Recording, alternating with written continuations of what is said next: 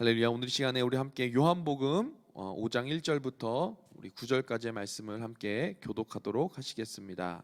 오늘 요한복음 5장 1절에서 9절까지의 말씀을 우리 함께 교독하도록 하시겠습니다.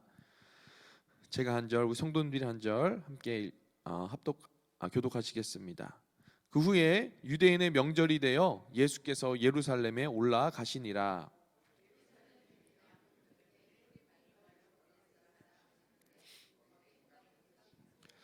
그 안에 많은 병자, 맹인, 다리 저는 사람, 혈기 마른 사람들이 누워 물의 움직임을 기다리니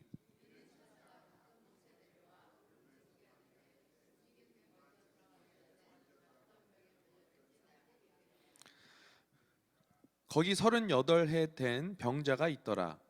예수께서 그 누운 것을 보시고 병이 벌써 오랜 줄 아시고 이르시되 네가 낫고자 하느냐.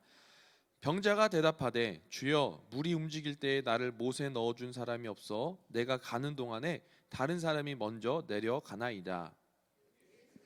네, 일어나 내 자리를 들고 걸어가라 하시니 그 사람이 곧 나아서 자리를 들고 걸어가니라. 이날은 안식일이니. 아멘. 예, 9절까지입니다. 아멘. 오늘 이 시간에 예수님의 기적 두 번째 시리즈로 내가 낫고자 하느냐, 내가 낫고자 하느냐라는 제목으로 우리 함께 말씀을 나누기 원합니다. 얼마 전에 저희 사복음서 통독을 이렇게 마치게 됐는데요. 우리 사복음서 하면은 처음엔 저는 이제 사복음서가 당연히 마테마가 누가 요한이라고 저는 다 아실 줄 알았는데 이 사복음서가 뭔지도 모르는 분이 있으시더라고요. 그래가지고 사복음서는 마테마가 누가 요한복음입니다. 이렇게 이야기하면서 같이 그분도 배웠던 기억이 났는데요. 우리가 마태, 마가, 누가를 보통 공관복음이라고 합니다. 같은 어떤 시점으로 예수님의 생애와 사역을 이제 기술한 것이죠. 근데 뭐 우리가 알다시피 마태복음은 마태가 지었고 마가복음 누가 지었을까요? 마가. 누가복음은 누가. 할렐루야. 그래서 마태, 마가, 누가가 사람이 다 다르잖아요. 그러다 보니까 예수님을 바라보고 이렇게 예수님의 생애와 사역을 기록할 때도 조금씩 다른 거예요. 아무래도 다른 사람이 적었으니까. 그러나 이제 다 예수님에 대한 삶과 사역의 모습이죠. 그런데 이 요한복음은, 오늘 우리가 살펴볼 요한복음은 특별히 모든 지역의 불신자들을 위해서 이제 요한이 기록을 했는데요. 우리 마태복음은 유대인을 대상으로, 또 마가복음은 주로 로마인을 대상으로, 또 누가복음은 특별히 그리스 사람들, 그죠? 헬라에 있는 사람들 위주로 이렇게 기록되었다면 이 요한복음은 불신자들을 위해서 이렇게 기록이 되었습니다. 그래서 요한복음에 우리가 보통 8가지의 이제 표적이 있다. 그러니까 쉽게 얘기해서 기적이 있다라고 이야기를 하는데 우리가 너무 다 잘 아는 이야기들이에요. 물로 포도주를 만드시고 신하의 아들을 치유하시고 오늘 또 보는 베데스다의 병자를 치유하시고 오병이어 물 위로 걸어가시고 맹인의 눈을 뜨게 하시고 그리고 나사로가 부활하시고 또 예수님이 부활하시는 이 8가지의 표적을 우리가 보게 됩니다. 우리가 마테마가 누가 복음에서는 이런 치유하시고 예수님이 귀신을 쫓아내시고 이런 기적들이 참 많이 나타나요. 그죠? 근데 특별히 요한복음에는 이런 이제 기적들이 나타나는데 요한복음은 기적이라는 표현 대신에 표적이라는 단어를 사용합니다. 이는 영어의 사인이라는 뜻인데요. 쉽게 얘기해서 우리가 귀신이 쫓아나가고 기적이 일어나면 그 기적과 어떤 현상에만 집중하는 것이 아니라 이 내면에 어떤 의미가 있다라는 거예요. 예수님이 이렇게 하신 이유가 있다라는 거예요. 그 이유는 바로 무엇일까요? 바로 그 기적을 통하여 바로 예수님이 하나님의 아들 되심을 선포하시는 거예요. 예수님이 바로 우리를 구원하시는 구세주이심을 온 우주 만물의 주인이심을 이 표적을 통하여 하나님께서 보여주시는 것입니다. 그래서 우리가 지지난주에 말씀 나눴던 것처럼 우리가 기적 자체에 집중할 것이 아니라 그 기적을 주시는 바로 하나님, 그 하나님께 우리가 시선을 둘 때 하나님께서 우리를 통하여 놀라운 일을 행하실 줄 믿습니다. 오늘 요한복음 5장 1절을 보니까 그 후에 유대인의 명절이 되어 예수께서 예루살렘에 올라가셨다라고 말하고 있습니다. 우리가 보통 명절, 유대인의 명절에 하면 보통 3대 절기가 있죠. 우리가 무교절, 그죠? 그 다음에 유월절이랑 무교절, 오순절이랑 칠칠절, 그리고 초막절, 이게 세 절기가 있습니다. 어쨌든 그 중에 하나일 것이다 라고 이야기를 하는데, 그 명절이 되어 어쨌든 그 절기를 지키기 위하여 예수님께서 예루살렘에 올라가셔요. 그리고 2절에 보니까 예루살렘에 있는 양문 곁에 히브리 말로 베데스라 하는 못이 있는데 거기에 행각이 5개 있었다 이제 얘기를 하는데요. 요즘 이제 담임 목사님께서 느헤미야 강해를 하시며 그 양문에 대해서 우리가 지난주에 설명을 해주셨습니다. 그 양문은 사실은 성벽 중에서 가장 먼저 짓는 문이고 결국에는 동그랗게 돌다가 또 양문에서 마무리를 하게 돼요. 왜냐하면 양문이 가장 중요해요. 왜냐하면 양문을 통하여 번제문을 가지고 그 문을 통하여 제사를 드리러 가는 거예요. 쉽게 얘기하여 하나님을 만나러 가는 것입니다. 그래서 양문이 참 중요한데 우리가 이 베데스다가 어디 있나 봤더니 바로 베데스다가 앞에 있고 그 뒤에 이제 양문, 성벽이 이렇게 있는 거예요. 예루살렘 성이 있는 거예요.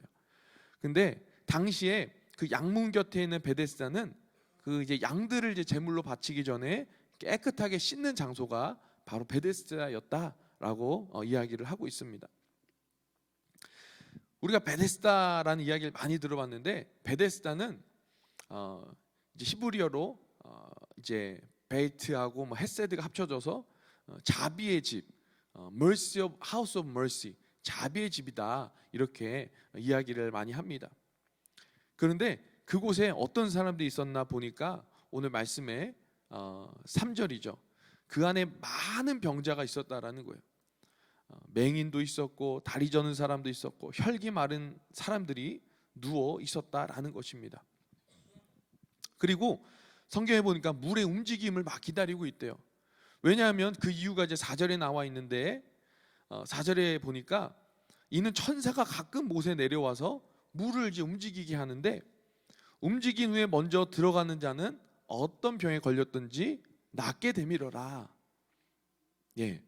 근데 이제 여러분 성경을 자세히 보시면 여기 이게 가로가 이렇게 쳐져 있는 걸 보시게 될 거예요. 이제 보통 이제 성경학자들이 이게 사본을 보니까 이거는 사실 빠져 있는 내용이고 성경에 없는 내용인데 후대에 이제 어떤 사람들이 이제 추가를 했다라는 이제 차원에서 영어 성경을 보니까 영어 성경에는 이 구절이 없더라고요. 예, 어쨌든 간에 이게 그런 거죠. 마치 전설처럼 들리는 이야기라는 거예요. 이게 정말 이 못에 들어가서 사람들이 치유받았는지 안 받았는지 기록은 되어 있지 않는 거예요. 그냥 그런 소문이 들리는 거죠. 아, 저기 못에 들어가면 병이 다 낫더라 라는 소문인 것이지 이게 진짜 들어가서 내가 맹인이 눈을 뜨게 되고 진짜 이 절름발이가 잘 걷게 되고 이런 기록은 사실은 없다라는 거예요. 그러니까 그런 차원에서 전설처럼 들렸던 이야기를 지금 이야기를 하는 것입니다. 자, 그러다가 오늘 5절에 보니까 거기에 바로 그 베데스다라는 못 그 근처에 누가 있나 봤더니 38년 된 병자가 거기에 누워 있는 것을 예수님께서 보신 거예요. 거기에 참 수많은 병자들이 있었잖아요. 맹인도 있고 혈기 마른 사람도 있고 절름발이도 있고 뭐 각종 병에 걸린 많은 병자들이 있었는데 바로 예수님은 바로 거기에 38년 된 병자에게 이제 시선을 주고 계십니다. 예수님의 모든 관심이 이 한 사람에게 집중되었고 이제 이 한 사람만 이제 기적적으로 치유를 받은 것을 우리가 알 수 있습니다. 아마도 예수님께서 이 병자에게 특별하게 관심을 쏟으신 이유는 추측컨대 그 수많은 병자 중에서 무려 38년이라는 세월 동안 거기 있었던 거예요. 그러니까 가장 어떻게 보면은 오래된 병자였을 것입니다.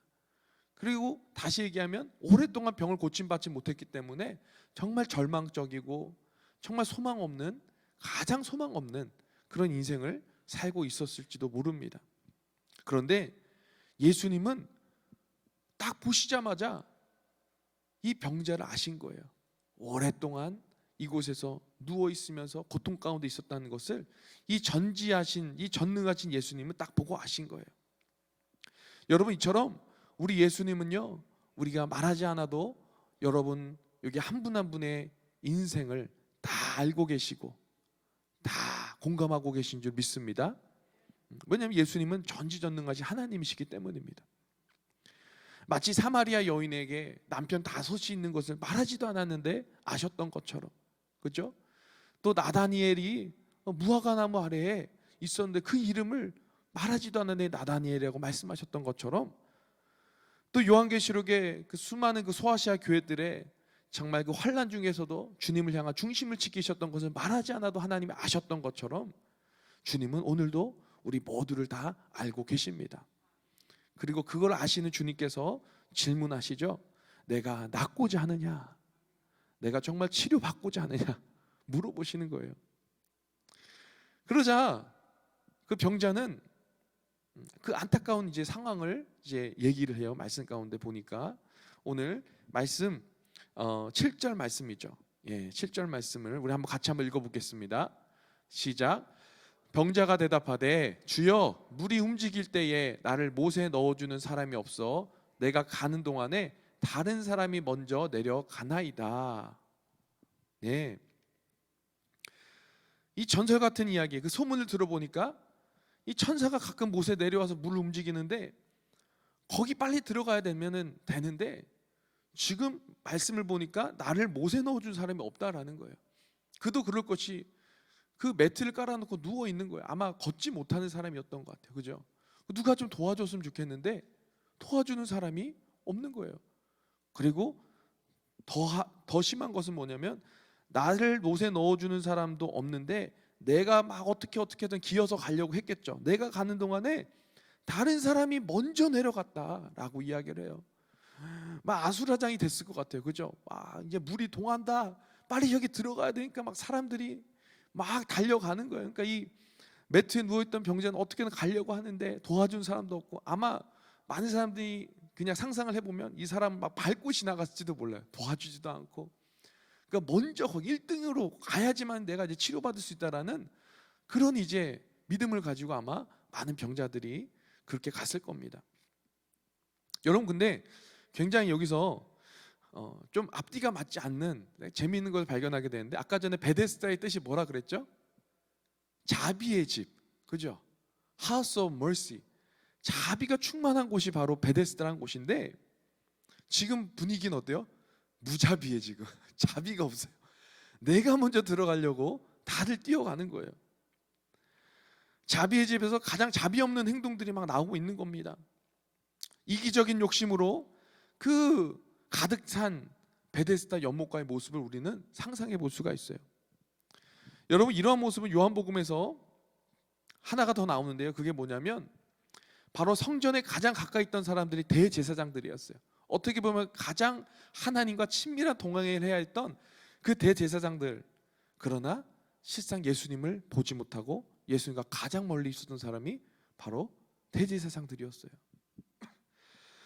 우리가 지난주에 삼겹줄 기도를 통해서 탕부 하나님 통해서 참 많은 은혜를 나눴는데, 탕부 하나님에서 나오는 우리 둘째 아들은 어쨌든 떠나갔으니까 멀어진 건 맞아요.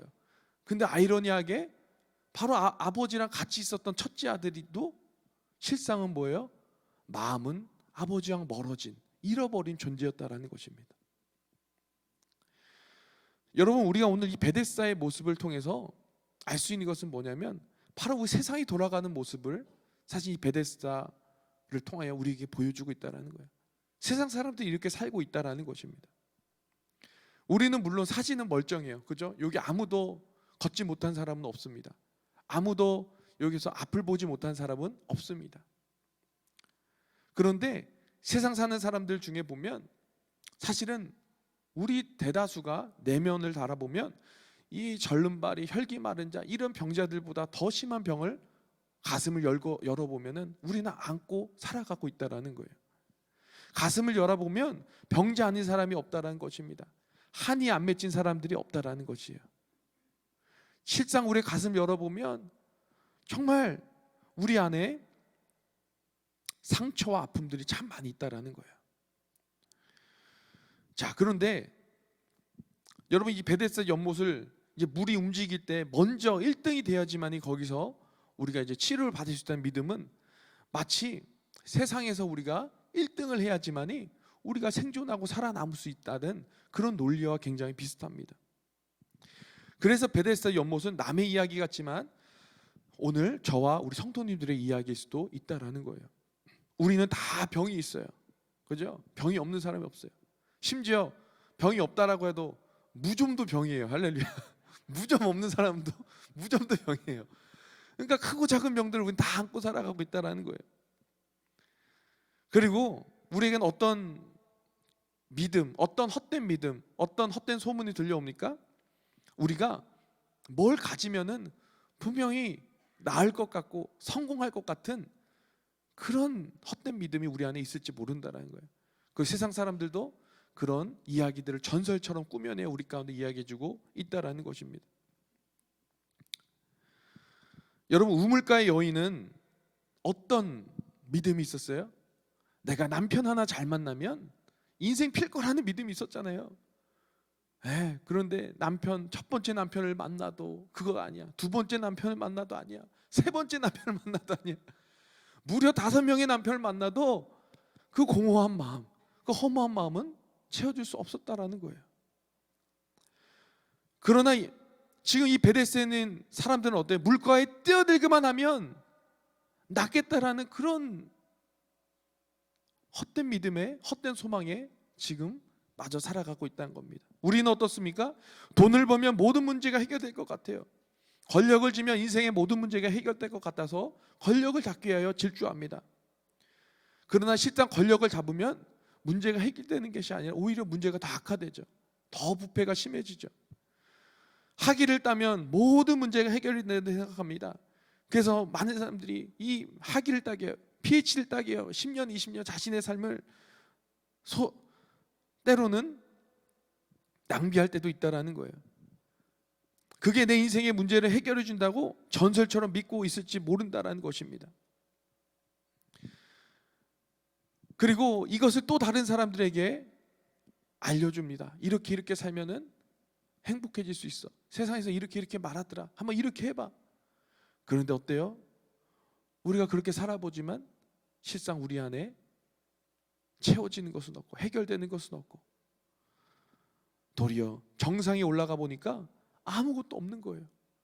근데 중요한 것은 이것을 좀 말해줬으면 좋겠는데 이것을 말해주는 사람도 없고 또 심지어 올라가 보니까 아무것도 없으니까 분하여 다른 사람들에게 또 그릇된 정보를 전달하고 우리 거기에 속아서 또 살아가게 됩니다. 근본적으로 문제가 해결이 안 되었는데 세상의 방법에 매여서 풀려나지 못하는 것이 바로 우리 인생의 본질이라는 것입니다. 이 38년 된 병자가 그래서 거기에 계속해서 누워 있었던 거예요. 거기에 그 못에만 들어가면 저 베데스다에만 들어가면 내 이 병이 나을 것 같은데 그런 믿음으로 38년이라는 세월을 어떻게 보면 보내고 있었다라는 것입니다. 요즘 토요 북클럽을 통해서 계속해서 성도님들 교제를 하고 있습니다. 근데 어떤 성도님의 고백이 그래요. 제 삶에 한 20년을 잃어버린 것 같다라는 고백을 하십니다.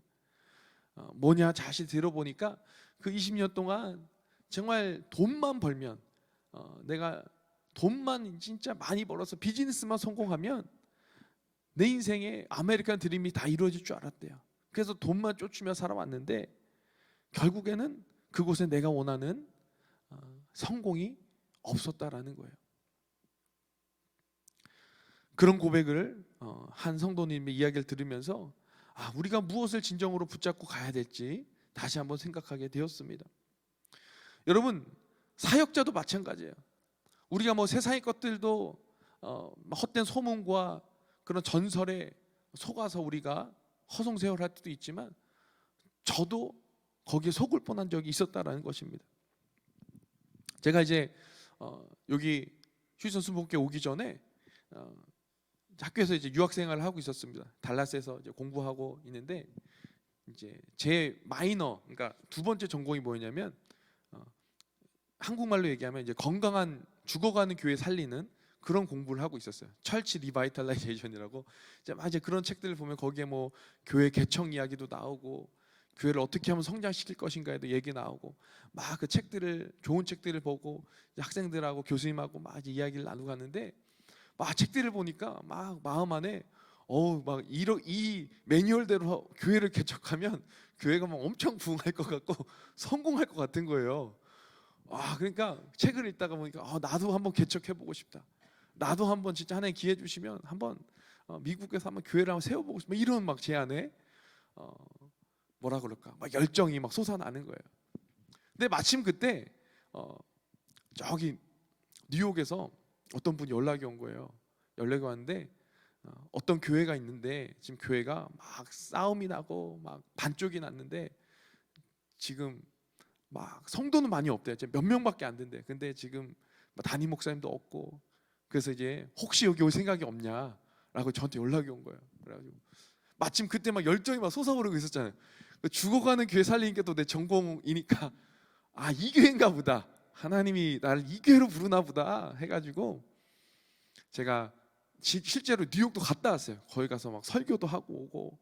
근데 이제 거기 있는 장로님 한 분이 계셨는데 또 좋아해 주시는 거예요. 그래서 됐다. 이제 이 교회로 가면 되겠다 하고 이제 다시 달라스 와가지고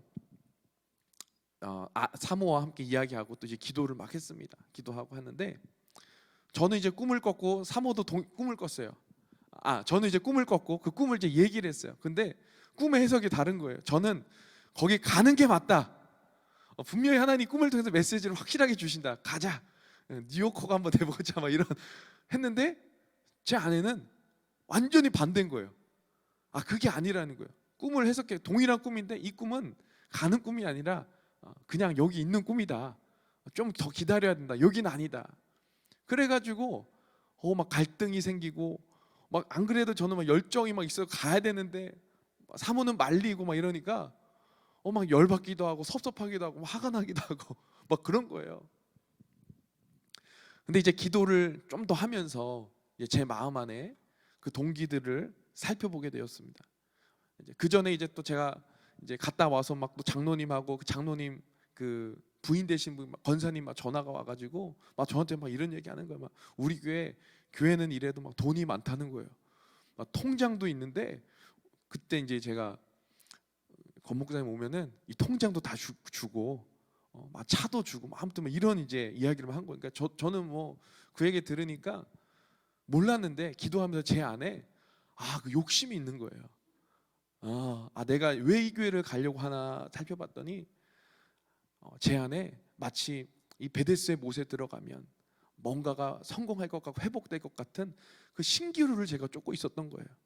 정말 거기에 하나님의 마음이 있고 하나님의 나를 향한 콜링이 있어서 거기 가려고 했던 것이 아니라 정말 정직하게 하나님 앞에 서보니까 제 안에 정말 그곳에 가서 돈 걱정하지 않고 잘 먹고 잘 살아야 되겠다는 생각이 제 안에 먼저 있었고, 두 번째는 제가 이 책대로 제가 배운 이 매뉴얼대로 사역을 하면 성공해가지고 이름을 날리는 유명한 목사님이 되겠지, 막 이런 이제 막 세상적인 그 동기들이 제 안에 있는 것을 발견하게 됐습니다.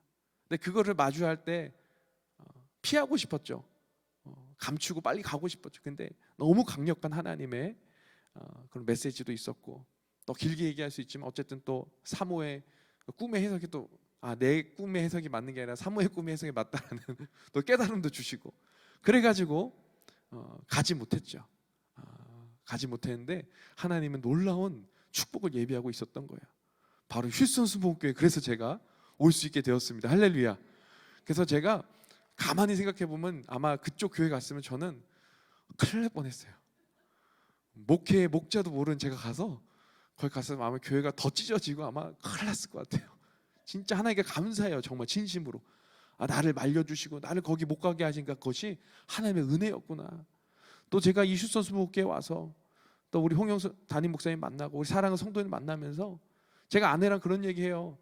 휴스턴 수목교회 와서 진짜 이 사역자 가정으로 마치 우리가 물속에 잠겼다가 나와서 하나님의 거듭난 자녀가 된 것처럼 우리가 진짜 목회자 가정이 돼가는 것 같다. 목회자 가정으로 하나님께서 만들어 가신 것 같다. 그런 얘기 많이 하거든요. 저도 마찬가지예요. 목회자로 만들어져 가는 것 같아요. 하나님께서 만약 이 과정을 제가 없었다면 큰일 날 뻔했구나. 그러니까 하나님께 너무 감사한 거예요. 여러분 마찬가지예요. 우리는 그 신기루에 쫓아가면 안 돼요.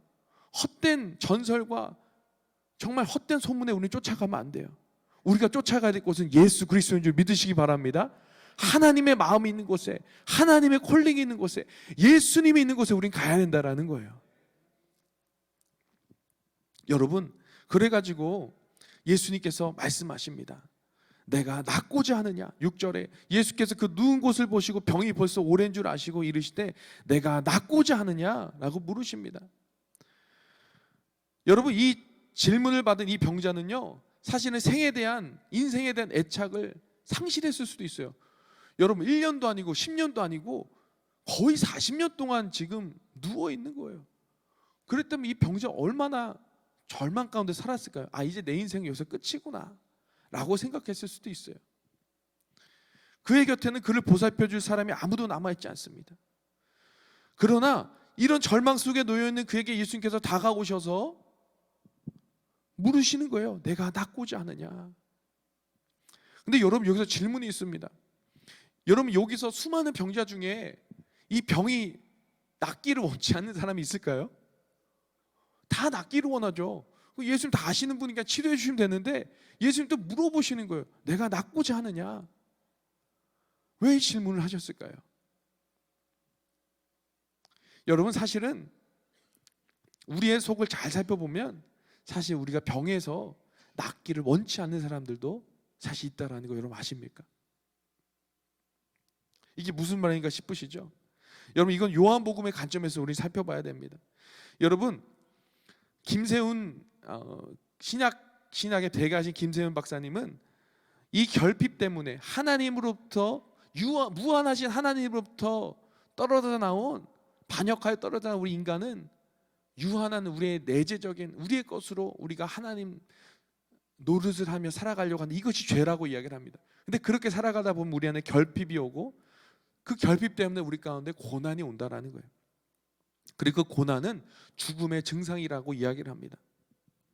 하나님을 떠난 인간은 그 결핍으로 인해서 우리는 어때요? 하나님의 자녀로서의 정체성을 상실해버리게 돼요. 그러니까 우리 안에 용서하지 못하는 마음이 있고요, 그 상처 가운데 있는데 그 상처에서 헤어나오지 못하고 또 여러 가지 질병으로 고생하고 또 진정한 평안과 행복을 누리지 못하게 됩니다. 그런데 문제는 뭐냐면 우리는 그렇게 죄의 노예로 살아가며 병든 내 자신이 온전하게 되는 것을 원하지 않을 때가 있다라는 거예요. 그냥 용서하지 못하는 내 모습으로, 상처를 안고 살아가는 내 모습으로 살아가는 것이 이제는 당연하게 생각을 하고요, 그냥 무능력한 이 모습이, 이 내 삶의 모습이, 비참한 이 내 삶의 모습이 그냥 나의 모습이라고 생각하며 살아갈 때가 있다라는 것입니다.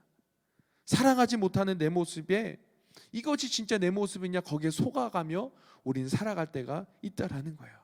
쉽게 얘기해서 하나님의 존귀한 자녀라는 그 정체성을 잃어버린 채 그냥 내 이 꼬라지가 그냥 당연하다라고 생각하고 여기서 회복되고 여기서 낫기를 원하는 마음 없이 그냥 그렇게 살아갈 때가 있다라는 겁니다. 여러분 그래서 예수님 물으시는 거예요. 네가 정말 낫고자 하느냐? 내가 정말 회복하기를 원하느냐? 다시 얘기하면 너 정말 너의 인생의 그 본질적인 문제를 해결받고 싶으냐? 또 이 요한복음의 관점에서 이야기하면 이 질문지에는 이런 메시지가 또 있을 수 있다는 겁니다.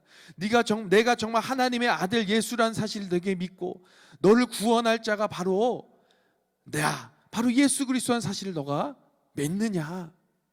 라고 질문하고 있다는 것입니다. 그러자 병자는 어떻게 대답합니까? 7절에 주여 물이 움직일 때 나를 못에 넣어준 사람이 없어 내가 가는 동안에 다른 사람이 먼저 내려갑니다 라고 이야기를 해요. 이런 상황에서 38년 된 병자에게는 정말 아무런 소망이 없어요. 세상의 논리로 이 병자를 보더라도 이보다 더 비참한 존재는 없다라는 것입니다. 정말 경쟁체제에서 살아남을 수 없는 정말 무기력한 존재예요. 그런데 그때에 예수님은 어떻게 해요? 그 병자를 보셨고 불쌍히 여기셨고 치료해 주신 줄 믿으시기 바랍니다. 이것은 이해할 수 없는 하나님의 사랑이에요. 그죠? 베데스다라는 단어처럼 여러분, 진정한 베데스다, 진정한 자비는 바로 우리 예수님께 있는 줄 믿습니다. 예수님께서 이 절망적인 상황 가운데서 낫고자 하는 이 간절한 소망을 갖고 있던 이 38년 된 병자를 불쌍히 여겨주시고 주님께서 치료해 주셨다라는 것이에요. 여러분, 여기에 세 가지 명령이 있습니다. 예수님께서 그렇게 우리 38년 된 병자에게 이렇게 말씀하시죠. 8절입니다. 예수께서 이르시되 일어나 내 자리를 들고 걸어가라 하시니, 9절에 그 사람이 곧 나와서 자리를 들고 걸어가니라. 할렐루야. 여러분, 일어나라라는 것입니다. 여기서 일어나라라는 것은 바로 38년 동안 투병생활한 이 사람, 침상에 누워서 지낼 수밖에 없는 이 사람에게 일어나라는 명령은 어찌 보면 굉장히 터무니없는 말로 들렸을지 몰라요. 하지만 하나님의 역사는 많은 경우 이 사람의 이성과 상식을 뛰어넘는 그런 놀라운 능력인 줄 믿습니다. 빛이 있으라 했을 때 어둠 가운데 빛이 있었던 것처럼 오늘 이 시간에 예수님께서 일어나라 라고 말씀하실 때 우리의 믿음과 상관없이 우리는 일어나게 되는 것입니다. 여러분, 그리고 내 자리를 들라라는 거예요. 이 동사는 메고 가다, 가지고 가다라는 뜻입니다. 이 명령은 뭐예요? 내가 지금까지 의지하던 이 침상을 이제는 메고 걸어가라라는 것이에요. 그리고 걸어가라라고 말씀하고 있죠. 오늘도 주님 우리 가운데 말씀하십니다. 내가 정말 낫고자 하느냐? 일어나 내 자리를 들고 걸어가라. 할렐루야. 여러분, 일어나라라는 거예요. 오랫동안 너가 누워 있었던 그 두려움의 자리에서 일어나라라는 겁니다. 그 상처의 자리, 그게 너의 정체성이 아니라는 거예요. 그 상처에서 일어나 하나님의 존귀한 자녀로 일어나라라는 것입니다. 그 열등감의 자리에서, 죄의 중독의 자리에서, 아픔의 자리에서 일어나라라는 거예요. 이것이 너의 모습이 아니라 정말 너를 향한 하나님의 꿈과 계획이 있다라는 거예요. 일어나라라는 것입니다. 다시 하나님께로 돌아와 결핍의 자리가 아니라 포도나무 대신 그 예수님께 붙어 있을 때에 마치 우리에게 잎이 나고 열매가 맺히는 것처럼 하나님께 나아오라는 거예요. 창조 때의 모습으로 회복되는 것이 바로 이것이 참된 평안의 상태이고 샬롬이고 안식의 상태인 줄 믿습니다. 이것이 바로 구원받은 저와 여러분의 진짜 정체성이라는 거예요.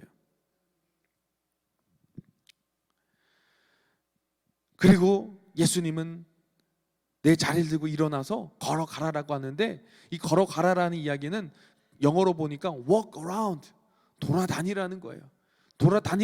다니면서 뭘 하라고 주님께서 말씀하셨을까요?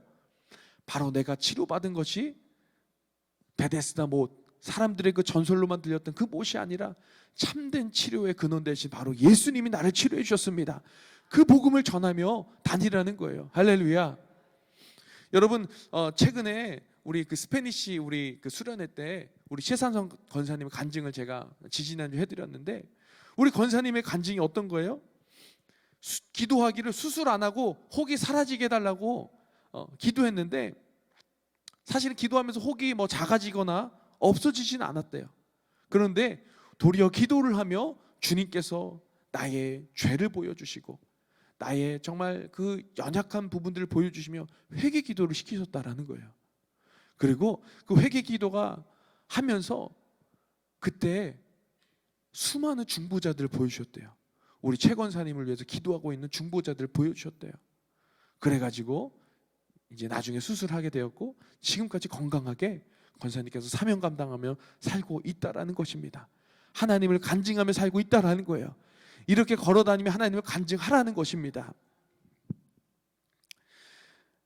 여러분, 오늘 마지막으로 우리 하나만 더 살펴보기 원하는데요, 오늘 9절에 보니까 그 사람이 곧 나와서 자리를 들고 걸어가니라. 근데 여기서 끝나지 않고 우리 9절 말씀 한번 보여주시면 감사하겠습니다.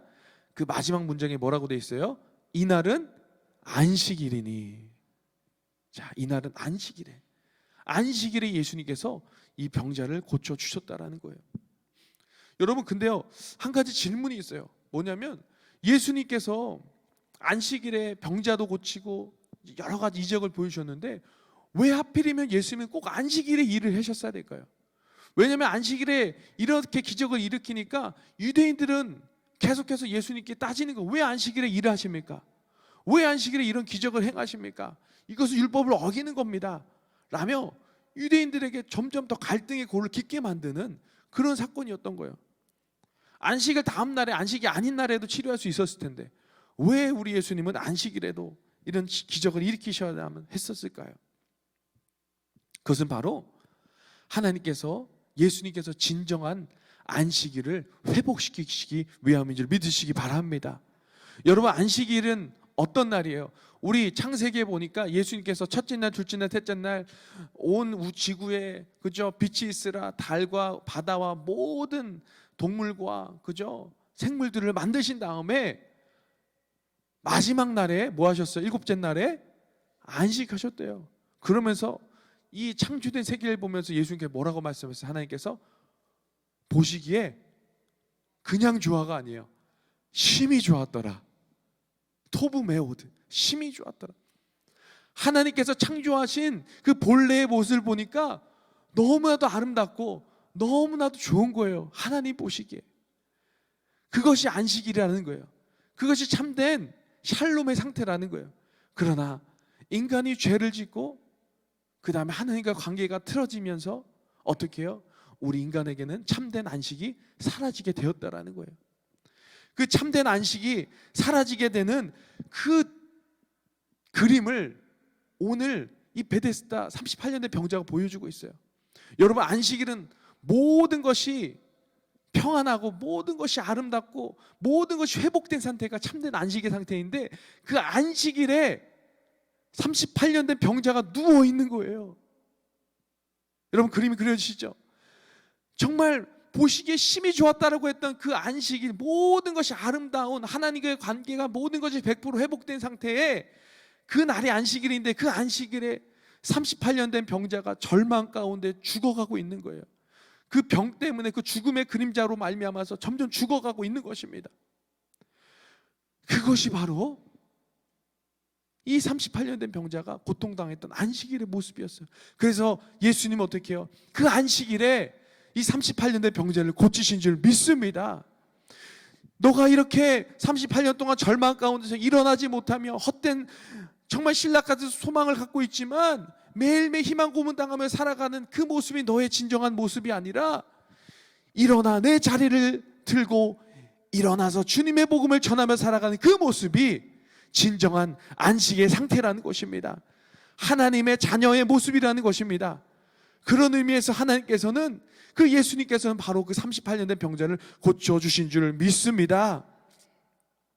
여러분, 그리고 이 안식에 이 38년 된 병자가 고침받는 걸 통하여서 예수님 뭘 보여주세요? 종말의 때 이루어질, 마지막에 이루어질 새 하늘과 새 땅, 그죠? 다시 한번 두 번째 그 에덴 동상을 회복시키시고 이제는 눈물도 없고 슬픔도 없고 이제 하나님과 완전히 우리의 관계가 100% 회복된 그 신천신지를 하나님께서 보여주고 있다라는 거예요. 그것의 맛을 보여주고 있는 거예요. 진정한 안식의 상태를 우리 가운데 보여주고 있는 것입니다. 여러분, 예수님이 우리의 진정한 안식이 된 줄 믿으시기 바랍니다. 오늘 예수님이 내 안에 충만할 때에 우리는 진정한 평안을 누리며 살아갈 수가 있어요. 천국의 그림자를 우리는 이 땅에서도 맛보며 살아가고 있는 줄 믿습니다. 그렇기 때문에 때로는 하나님께서 여러분의 병을 고쳐주시기도 하시고, 때로는 하나님께서 여러분 기도할 때에 여러분의 문제를 해결해 주시기도 하시고, 때로는 여러분께서 정말 기도하는 그 문제의 제목들 가운데서 하나님께서 응답하여 주시는 것이에요. 이것을 통하여 하나님은 여러분에게 말씀하고 있는 거예요. 내가 하나님이다. 내가 바로 너의 구세주, 내가 바로 내가 너를 절망간 수렁까지 끌어줄 바로 예수 그리스도다.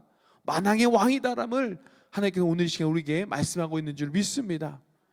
그래서 오늘 우리에게 예수님은 계속해서 말씀하시는 거예요. 내가 낫고자 하느냐? 여러분 정말 낫기를 원하십니까? 하나님의 그 본래의 원래 그 모습으로 회복되기를 원하십니까? 하나님 자녀로서의 그 정체성을 회복하기 원하십니까? 할렐루야. 그 오늘 말씀하시는 거예요. 내 자리를 들고 걸어가라. 아멘.